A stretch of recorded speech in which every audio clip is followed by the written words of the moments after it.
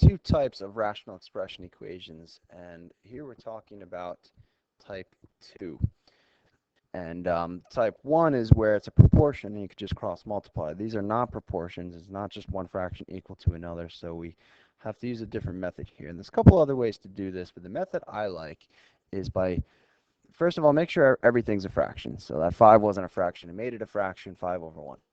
Look at my denominators. My denominators are 2, 3, and 1. I can think of a common multiple of all those, which would be 6. And if I multiply everything by 6, and not 6 over 6, 6 over 1. And what I do is, before I do any multiplication, I actually want to reduce that 6 with the denominator of each fraction. And what that does is it turns all of our denominators into 1s, and we have no fractions at the end, which is nice. And so 6 and 2, I cross out the 2, and 6 becomes a 3. Like 6 over 2, or 6 divided by 2 is 3.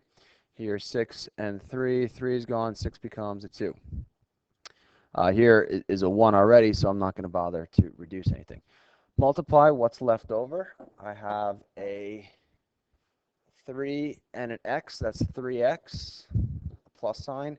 2 and an x is 2x, equal 5 times 6 is 30. 5x equals 30, x equals 6. The second one, my denominators are x5 and 5x. So a common multiple of all those would be 5x.